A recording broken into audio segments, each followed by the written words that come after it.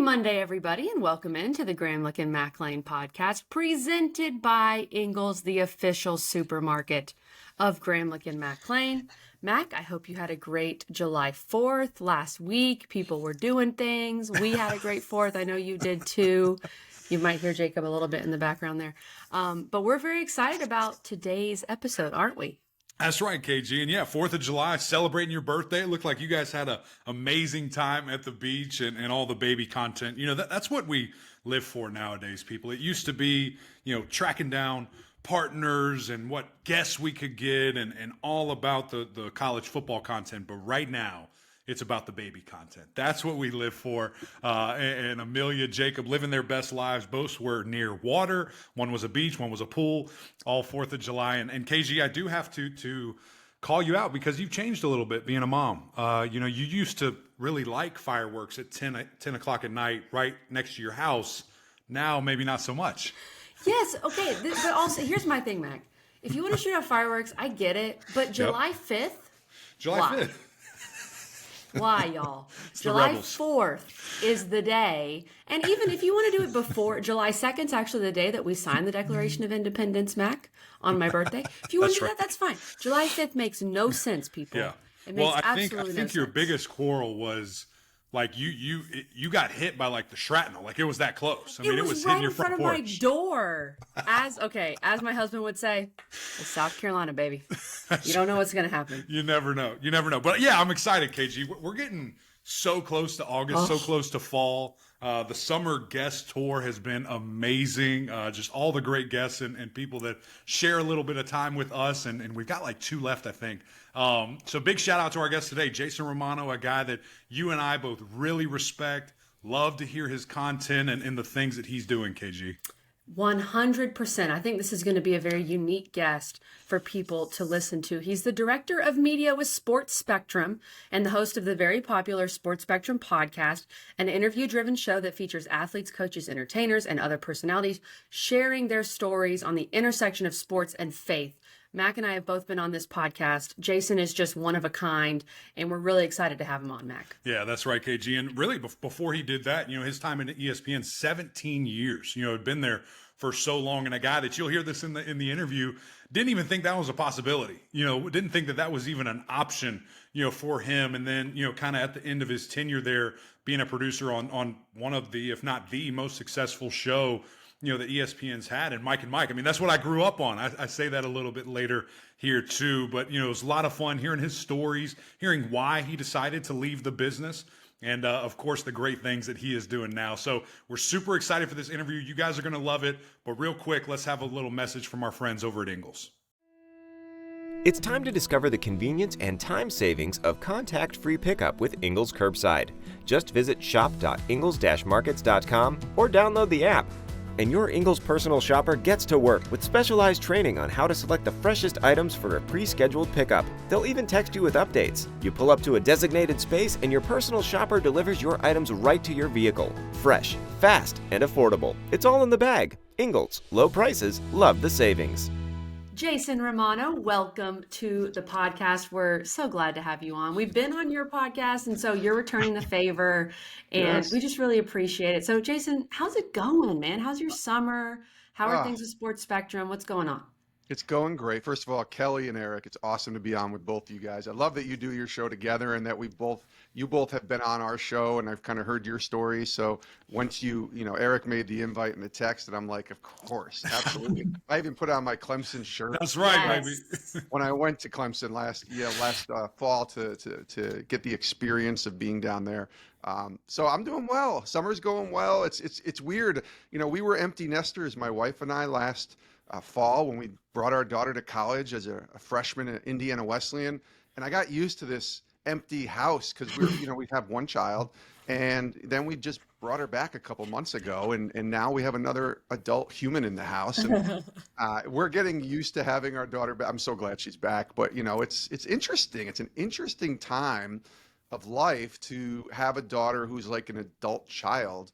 and you Hmm. parent them. You guys are both new parents, brand new parents for you, Kelly, and it's completely different parenting like a 19-year-old, almost sophomore in college than it was even when she was like 15 or 16. Right. Yeah. Different She's season. got some independence now and Yeah. she's been living on her own. Yeah. That's right. Well, I wanted to ask you that. We're already going off script. KG loves when she has this beautiful thing, and I just take a right turn because the opportunity presents That's what we itself. should do. How you talk about that parenting? Was it mom's choice? Was it your choice? Was it your daughter's choice? Like, and how is it different? Because she is on her own to an extent, and she's off to college, but now she's back. Is it my rules, my house? What's kind of what changed? I guess from 2 years ago when she was still under your house. Well, I think, she has a year of living on her own under her belt. And so she's doing a few things just like coming and going without asking necessarily. Yeah. And Yep. we did kind of say, hey, Did you kind of raise your eyebrow when that first happened? Like, where are you going?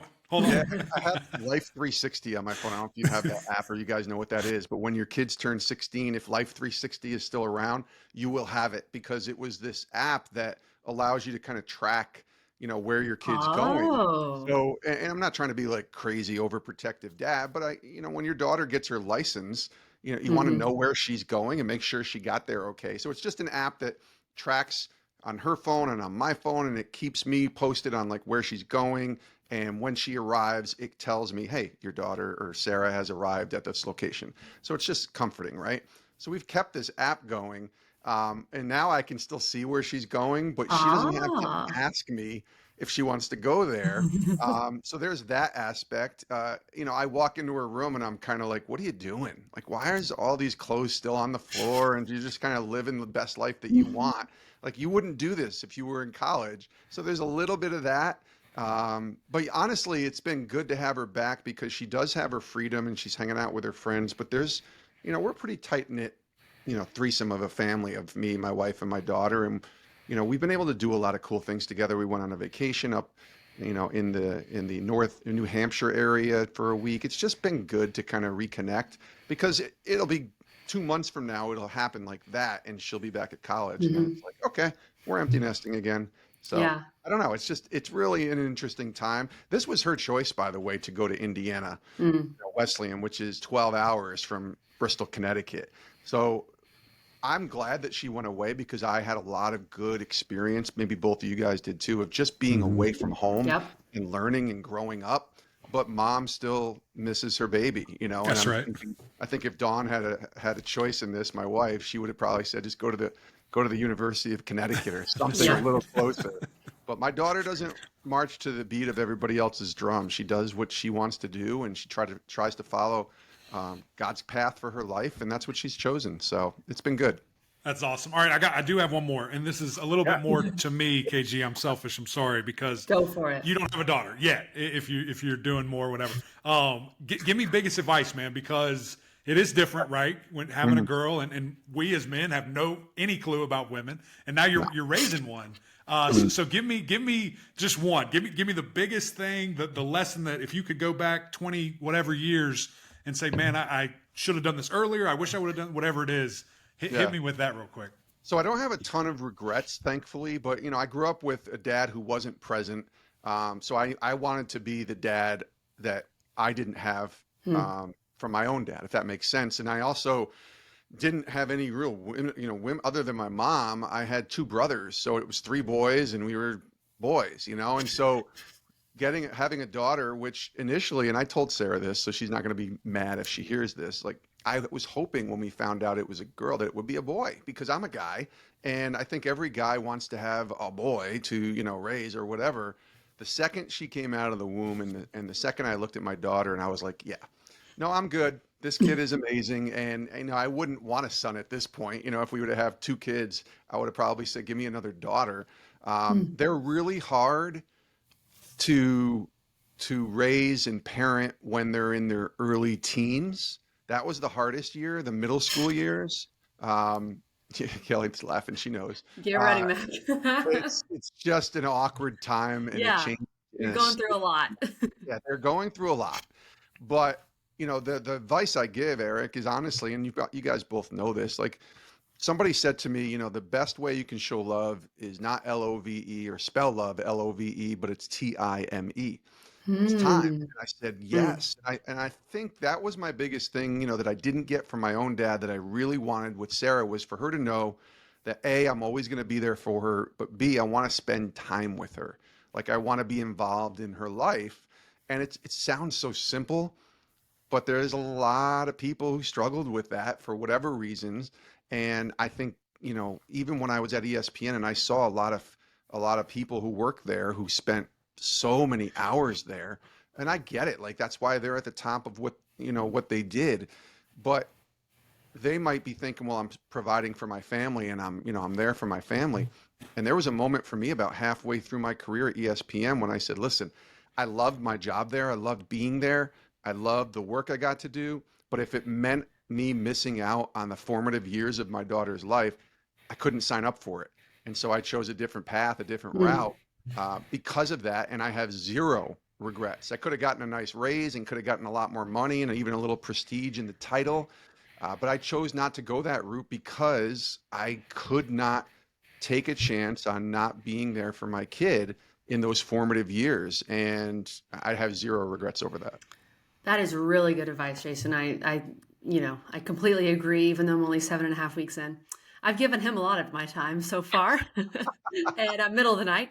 And I, you know what? It's been worth it. It totally has. So, okay, let's start with ESPN and we'll get to your decision to leave ESPN and start Sports Spectrum and all this kind of stuff. But I want to yeah. start with ESPN and really just how you got there. Did you grow up kind of a sports fanatic as a kid? Tell us more about how you became one of the biggest producers at ESPN before you left to start this. Thank you for that kind compliment, but It's I'm sure true. there were many way above me that were much more talented and have been there longer. But, it's funny. I grew up like a lot of people who work at ESPN, especially the behind the scenes people, Hmm.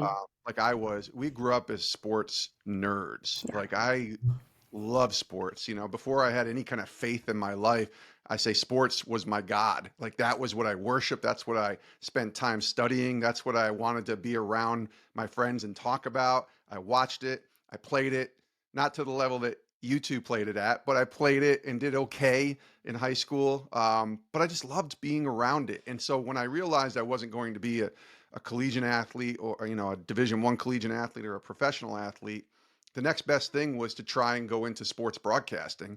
So that's what I went to college for. I went to a small state school in upstate New York, New Paltz. Loved being at SUNY New Paltz and learning about the broadcasting world and getting my feet wet and just kind of, doing the local, you know, small college radio and television circuit. And it was fun. It was great. And I realized during my time in college that this is what I would like to do, if possible, for the rest of my life, at least at that time, in broadcasting. And so I went to local radio for 3 years, and I still had no idea that ESPN could ever happen, if I'm being honest. I mean, my dream job at 12 or 13, it wasn't even a dream job, but if I could have picked anywhere, it would have been NFL Films or ESPN. But outside, because I loved watching it, but I didn't think I could actually get a job there. It felt like becoming a professional NFL player. It just was so far out there that I couldn't really even dream it.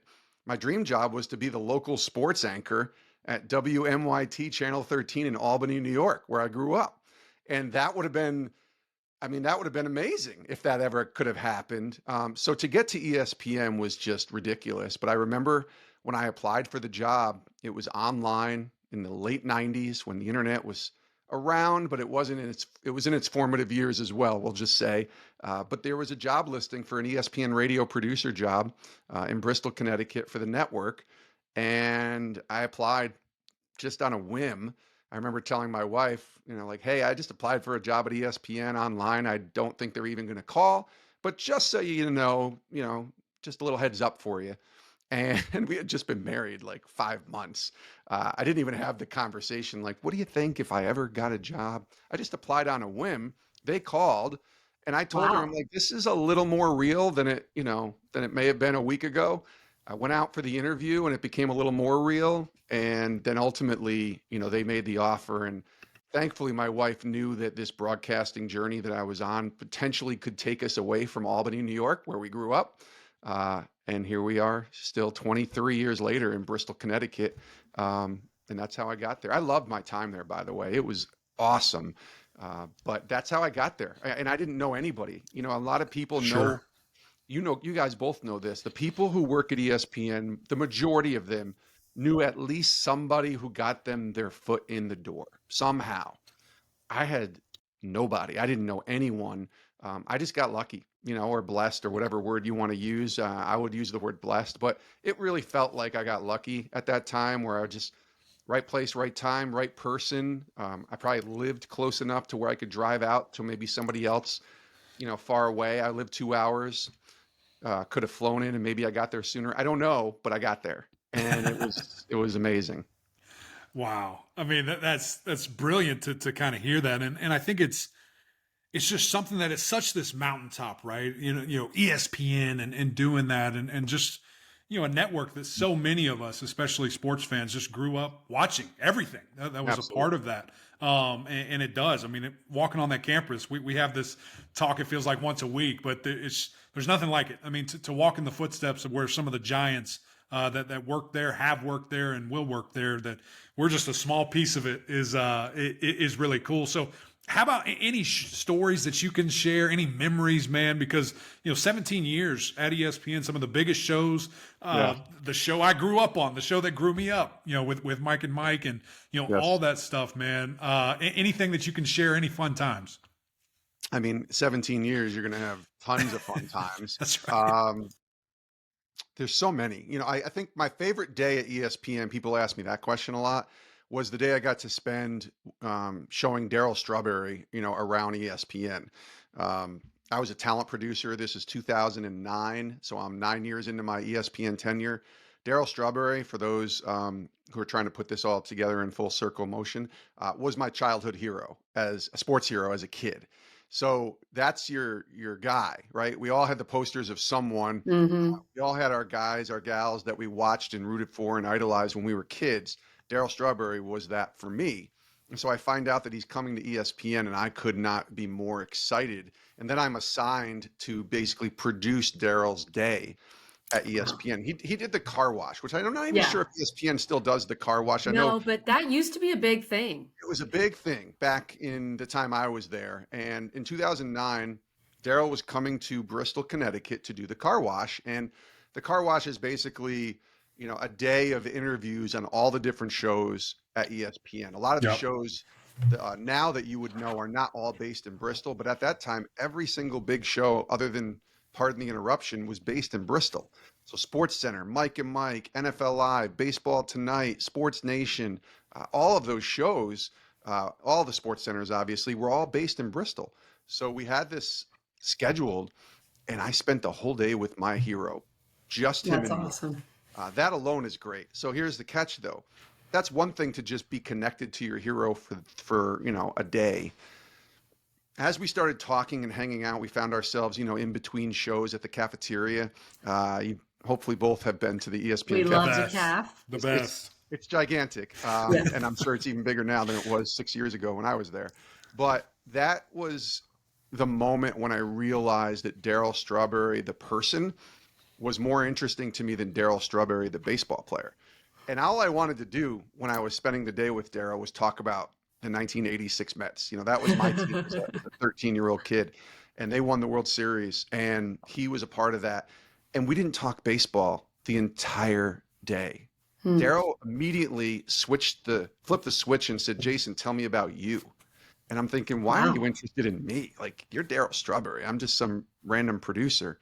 So I told him. I told him about, my job. I told him about Sarah and Dawn, and then I got into my personal story of my dad, and I started telling him about, I grew up with a dad who loved sports, but he wasn't always there, and he struggled with alcohol. And then Daryl started kind of immediately pressing in, because that's his story.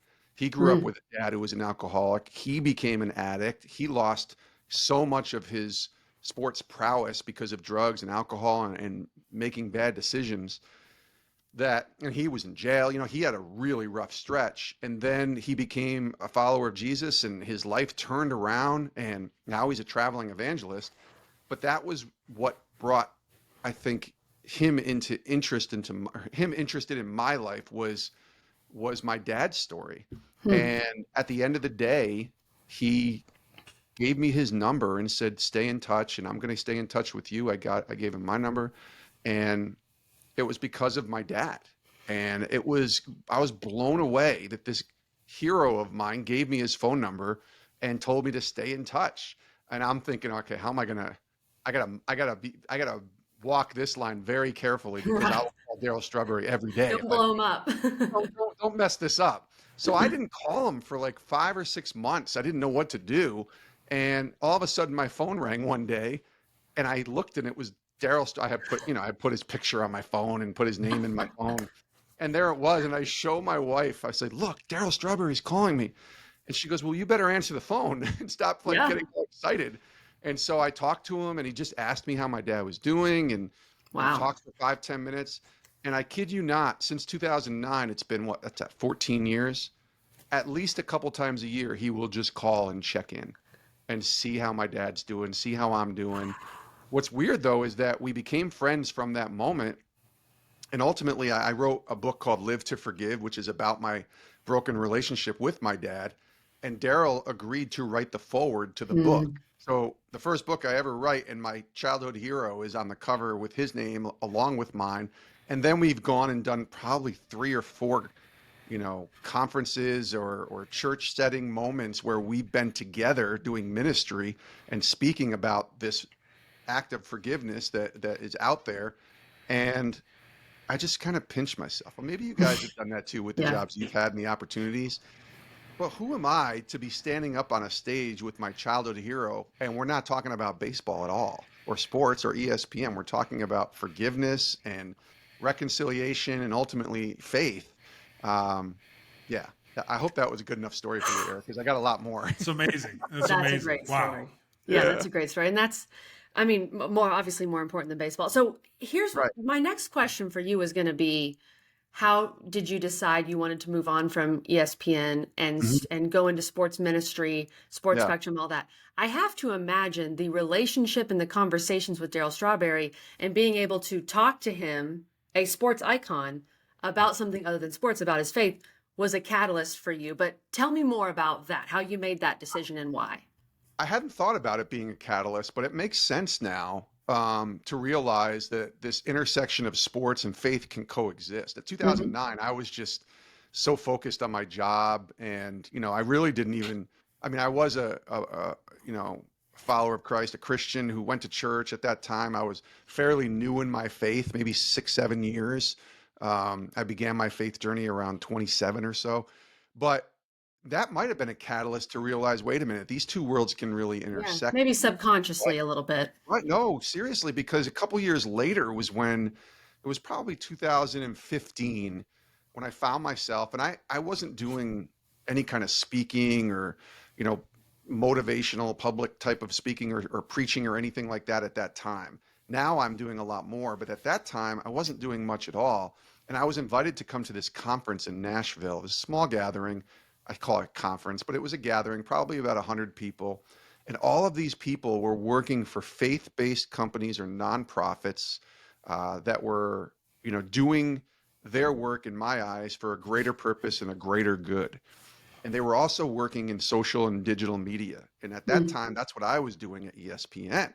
And I was the only person invited to this conference who worked for a secular organization and who worked in sports.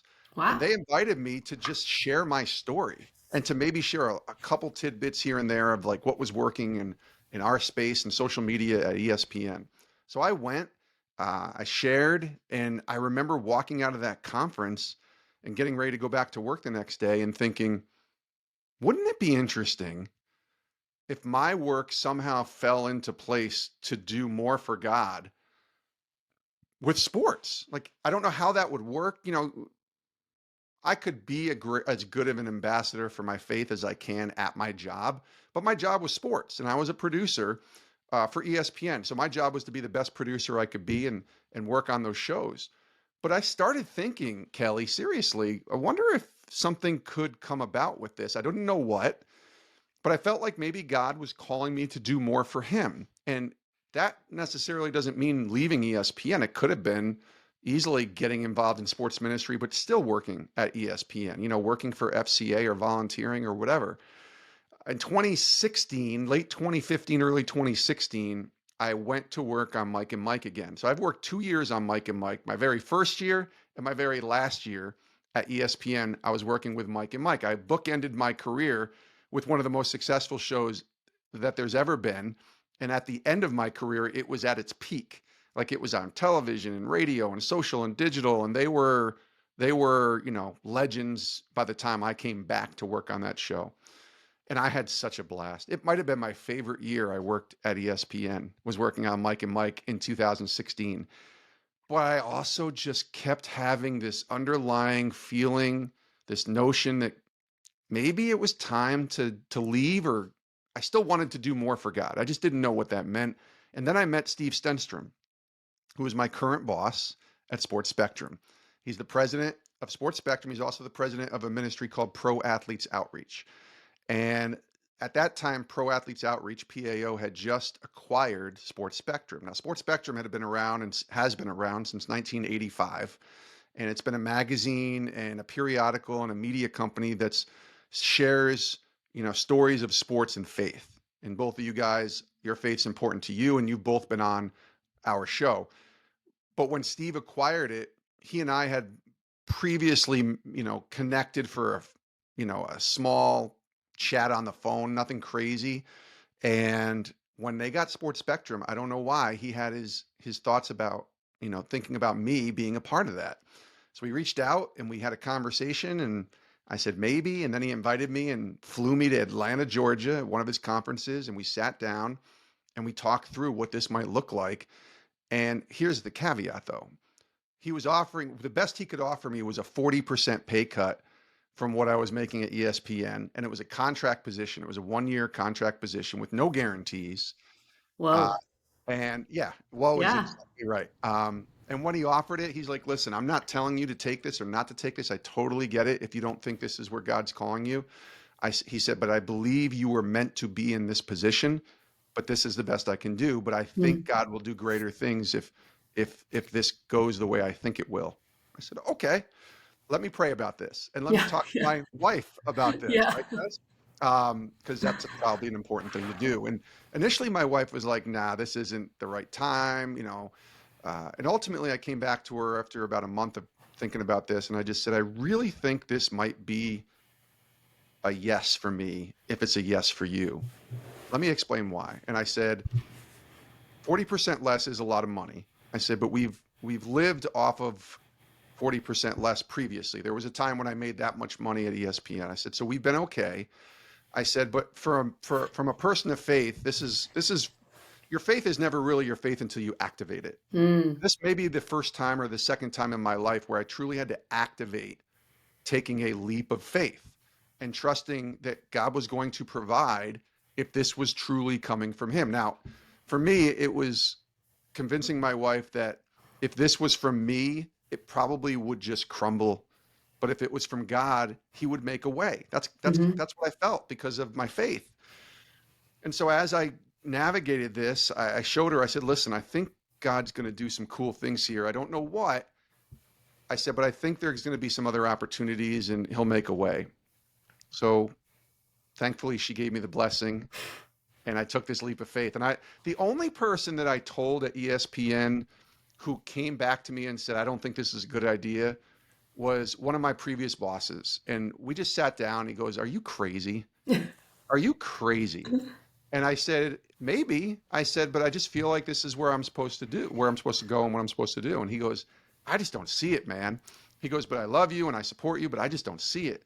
But every other person that I told and shared with, including Mike and Mike of all people, just never, there was never a doubt. They all said, this is perfect. This is where you need to be. This is where you should be. And this was kind of halftime of life, if you will, and halftime of my career. I was 43 at the time, I think. And if I'm going to make the move, it had to be at that time, or I probably wasn't going to make it. Like if I was still there today at almost 50 years old, I probably ain't leaving unless they kick me out. Like I just think I'd be there for as long as I could be there for.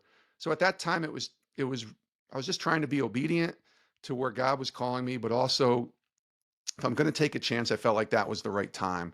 And 6 years later, I'm still there. God has blessed me more than I could have ever imagined. We're almost back, not there quite, but we're almost back to what it was when I left ESPN salary wise. But I didn't do it for the money, to be quite Right. honest with you guys. I Right. did it because I believed it was a calling that I was being placed with. But the doors have swung wide open on things like speaking and writing 2 books. Like that stuff was not in the cards when I Right. left Sure. ESPN. I wasn't looking to like say grow this platform and this brand to whatever, speak and share. I was just trying to do what I thought was the right thing to do for my life. So Wow. How about that? I mean, you talk about, I mean, just having that faith and to do something that, again, yeah. I just, we were just talking about the dream and you got to it. You're on the mountaintop, you're there. And then to kind of be looking to the other mountaintop and say, well, I think that's the mountain you got to go down, right? You know, the top of one mountain is just the bottom of another, and you have to But continue real that quick, climb. let me interrupt you real quick because here's the funny thing about this whole story. When I was 20 years old in college, my dream was to host my own sports talk show, and to end up at Channel 13, but to host my own sports talk show. When I left ESPN, that was the first job role that they gave me, was to start and host the Sports Spectrum podcast. And I laughed at them. I said, I'm not supposed to host anything. I've been producing for 20 years. I'm not a host. And they said, no, we believe in you. We believe in the people that you learned from are the best interviewers out there. The Bob Lees, the Mike Greenbergs, the Stuart Scotts, all of the legends, the Kevin Nagandis. Those people are people that I watched and produced with and learned from. You know how to interview people. And I just said, okay, you sure about this? And they said, yes. And but the full circle moment is me doing my own show, which is something that I never thought would ever happen. Yeah. Especially into my mid to late 40s. By that time, you feel like your career arc is kind of set up.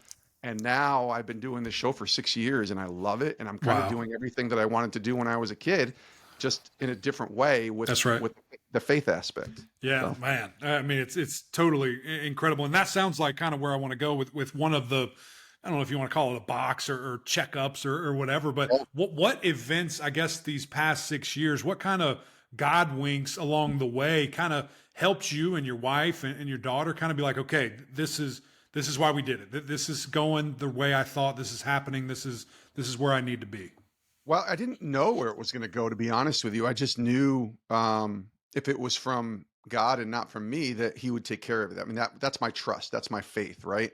But there's a few confirmations. The first, which is a funny story, was in 2018, the Philadelphia Eagles, or I think it was 2017 into the 2018 year, won the Super Bowl. They beat the Patriots, and it's still the only Super Bowl the Eagles have ever had. Now, I grew up a Dallas Cowboys fan. So you know how I feel about the Eagles, right? You guys have your rivalries. I have mine. So the Eagles win the Super Bowl, but that was a year where Nick Foles and Carson Wentz and so many guys on that team were, so outspoken about their faith. And 2 weeks after the Eagles won the Super Bowl, I'm at a conference with a bunch of professional football players and in a conference room getting ready to tape a Sports Spectrum podcast with 6 members of the Super Bowl champion Philadelphia Eagles.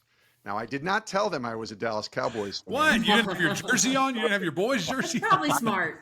I'm trying to get off on a good foot here. Yes, Smart. So here's the whole irony of the whole story. So I'm interviewing them and it's great. And, we kind of had a round table of, 5 players and myself, and stuck a microphone right in the middle and just started talking. But right at the end, Stefan Wisniewski, who was the center on that team at the time and a very outspoken man of faith, he had led the post-game prayer at the 50-yard line at the Super Bowl 2 weeks earlier. So I said, Stefan, would you be willing to kind of pray us out on this, podcast, which I don't normally have an opportunity for closing prayer on a podcast, but this was one where I just felt like it. His teammates got all excited. Yeah, let's go. And then there's this picture because we all locked arms. And I'm locking arms with 5 members of the Eagles while we're praying to this God that I believe in. And in the middle of this prayer, I have no idea what Stefan said, because my prayer was, God, you have an incredible sense of humor, putting me in a huddle with 5 members of the Right. Eagles as we thank you for what you're doing in their lives. That's So right. that's a full circle moment where I'm like, all right, this is really from God here, because this isn't Mhm. my choice to be in a huddle with 5 members of the Eagles as a Cowboys fan. So that was an early story that happened probably a year or so after I left. That was full on confirmation of what God was doing. I think another one would have been a few years later, as we started getting opportunities to go to the Super Bowl and to do more interviews with players. We got a spot on Radio Row. And you guys know this from being around sports, that Radio Row is a coveted area at the Super Bowl. And Sports Spectrum got a spot there, and we get to do a bunch of interviews and interview these players. And they now all kind of expect faith questions, because we've been outspoken enough and willing enough to say, hey, we're going to go to these events and we're going to ask questions that other media outlets might not ask about. Right. And so that's confirmation to me that we're doing the right thing. You also mentioned my family. I mean, just the fact that I'm able to, I say this with humility, but able to pay for my daughter's college. That's a big, college is expensive. She didn't get a scholarship per se, an athletic scholarship. So we're paying for her college, and God is making a way and making that opportunity possible 6 years later. And, that's all credit to him. But I'm just grateful that, this path that I'm on it feels like it's the right path. Now, I always walk out with open hands. Like, if you want me to leave Sports Spectrum and go somewhere else, or go back to ESPN, or go somewhere else and do something, I'm always open-handed to say, okay, if this is from you, God, I'll do it. But I feel like God has me right where I want to be and right where I need to be with the ministry of Sports Spectrum. I think you are exactly correct with that, Jason. And that is such a cool way to put it, that really God led you to being able to fulfill your dream of hosting a show for him. And you were producing for so many years. That's absolutely incredible. And you've had so many awesome people on your podcast, over 1,300 episodes, I believe. I was looking on Apple Podcasts. That's incredible. That's That's insane. crazy. Mac and I are on 294, and that is nothing compared to 1,300. Unreal. Who are some people that you've had on, or that you haven't had on? I would like a mix of both if you can. Just people that you feel like in sports are sharing their faith and representing God and representing Christ in a way that is furthering the kingdom. Just maybe some people you've had on the pod, but also maybe some of the bigger stars that you look up to, if you will. Yeah, somebody that I met at ESPN actually in 2010, but I've been fortunate to become friends with and do a little ministry with and have him on my podcast, is Tony Dungy. I mean, he's got such a footprint in the sports world, but he's also about as outspoken a man of faith as you will ever come across. He's also one of the most gentle and kind people you will ever come across, right? And so to be able to have him on our show and to be able to have him buy into, if you will, what we're trying to do, because we're not ESPN or Bleacher or Barstool, or we're not getting millions and millions of hits every day like some of these other media entities, but we're doing okay. We're smaller, but we're doing okay. But to have a Tony Dungy kind of advocate for what we're doing goes such a long way. And so to have him come on our show a few times, we've had him, feels like every Super Bowl that we've been at the last few years, he's been able to come on for a few minutes with us and do some interviews. I just saw him at a conference back in April in Minneapolis, and he did something with us there. So Coach Dungy for sure. I think some people I haven't had on, others that I have had on, like Nick Foles has been somebody who's been on this show a few times, and Nick is, again, outspoken about his faith. But when you win a Super Bowl and a Super Bowl MVP, your platform goes to a different level. And getting to know Nick and see his humility is really inspiring to me. And I'm glad that he comes on our show as well. We've had so many coaches and athletes. I mean, Dabo's been on. Dabo was interviewed by Brock Heward on the Sports Spectrum podcast a couple years ago, and we put him on the cover of our Sports Spectrum magazine. And so guys like that to me are just awesome. And I want to have them on as many times as they'd be willing to come on. The people I haven't had on, so I haven't interviewed Dabo yet. So that's a personal preference someday. We're working on it. Let's see if we can make that happen. I'll come back to Clemson and do it in person. Here we go. Come on. But Tebow for sure. Yeah. Like, I haven't had on Tim Tebow, and he's kind of the cliche guy that you would probably say if you were doing a sports and faith show.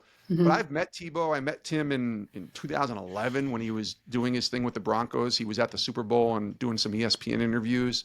And I've certainly been around a lot of people who know him. Just hasn't worked out yet, and that's okay. But that's about as, I don't want to say effective because we can all be effective, but his platform is just at a different level. Hmm. Yeah. And yet he doesn't compromise his faith. And Right. he's still asked to do all of these things. Like ESPN still puts him on their high profile shows and has him do, amazing work that what he's doing there, but he doesn't compromise his faith ever. Yeah. And so I would love to ask him about that. Stephen Curry was the other guy, Hmm. from a big name perspective that I haven't talked to, but I feel like that would be a really fascinating conversation because his platform is like through the roof, right? Massive. Like there's LeBron and then there's Steph, and Steph is right there, one beat is maybe I would LeBron's one. argue Steph. I'm a Steph stan, so yeah, There he's you go. I love Steph too, but he doesn't. He talks a lot about his faith, but he's not sharing a ton. What are you pointing at? I can't see that's it. I have a picture of Steph. Oh, there's Steph. There's Steph right there.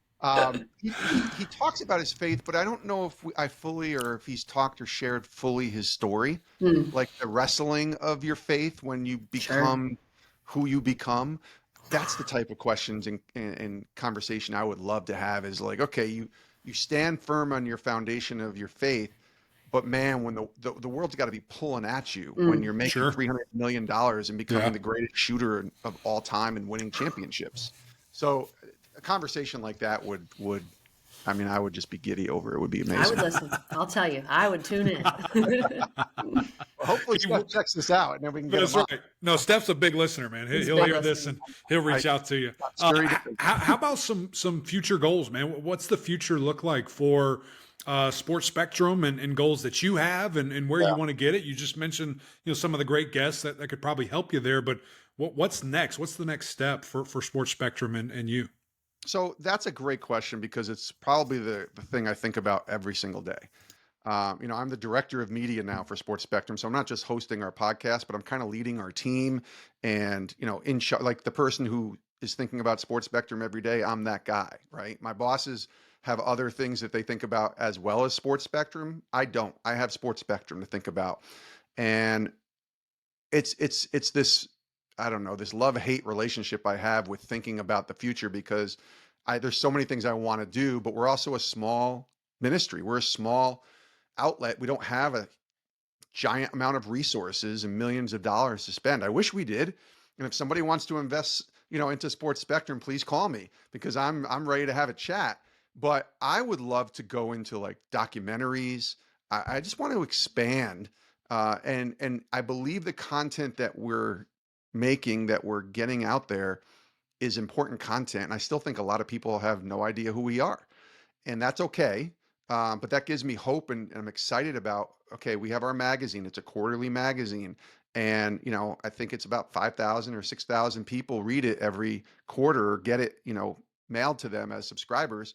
But I believe that could be in the 20 or 30,000 range because I think a lot of people could read this magazine and understand, okay, yeah, it's 2023. What would a magazine do?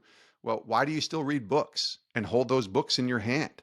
It's for the same reason that I think the Sports Spectrum magazine can be an effective resource or tool to share these amazing stories. So I think about like the work that we're already doing and getting it seen by more people, and then the dream stuff of documentaries and long form storytelling, a TV type of, video broadcast show type of thing. Like, could that exist for Sports Spectrum? And it's going to require partners and people who would be interested in being a part of it to help us. We can't do this on our own, but that's okay. When I think about ESPN story, they needed Getty. If you know the story, I don't know if you guys know this, like they needed Getty Oil to come in and, spot them millions and millions of dollars to get this thing off the ground. And it's what kept them, floating for the first few years as they started their venture. We're not ESPN by any means, but it's going to take some partnerships and some friendships and some opportunities to work with some people to see if we can get this to a different place. Those are the dreams I have. If God wants me to stay right where we are and just keep doing what we're doing, I will do that. But I just don't see that. I think he wants a Mm. lot more for it, because my goal and our goal at Sports Spectrum is to point to him. That's it. I mean, we use sports as a way to do that. and you'll enjoy amazing sports stories with some really cool people like, Kelly and Eric. But we want to use this as a tool ultimately. And, however we're meant to use that tool for his purposes, I'm all in. Yeah, so I appreciate you shouting out our episodes. We'll link below. You can check those out. But Jason, Yeah. I'm curious with this because we have a lot of student athletes on this podcast, a lot of ACC football guys, and Yeah. some of them are very willing to share their faith, some a little more hesitant. I think when you're 18, 19, 20, I think Mac and I both experience this as well, and especially in today's world. I mean, you don't want to offend anybody. That's always what people are afraid of. So Of course. what would be some advice you have, because you've interviewed some young student athletes as well, Yeah. on if you're 18, 19, kind of taking that leap of faith, to your point, and Mm. being willing to share their faith on a podcast or even just their social media or in their own locker rooms? Yeah, it's funny you say young people because we just had Cade Klubnik on our Yes, I podcast a saw couple that. weeks ago. Yes. And Hmm. so like talking to this young 19-year-old kid from Clemson who's got a real great opportunity in front of him this year. But he's very outspoken and Yeah. very public about his faith. But he does it in a really neat way that I think a lot of young people should learn from. And it would be the advice I would give. And it's to just be authentic. Don't be arrogant or Hmm. pompous or coming across as like you know it all. Right. Don't downplay what other people think or believe. It might be different. You might even disagree with it. But the thing that's gotten lost, especially over the last 3 or 4 years, with social media and the climate that we're in, is people are automatically put in boxes because they might stand up and say something that they are firmly entrenched in, whether it's their faith or something else. And the more conversations that we can have, the better that will be, because people will realize we're just people who are trying to navigate life just like you are. So if you're a young person trying to navigate, how do I be public about my faith? Well, it starts with loving people first. Mm. You aren't going to get anybody to care about how much you know about your faith or anything else unless they know how much you care about them. And so, and you guys both know this because the locker room is such a beautiful Yeah. place where this can be put on display, because you're going to war with your teammate no matter where they're from or what they believe or what they're saying or whatever. Like, that's your guy.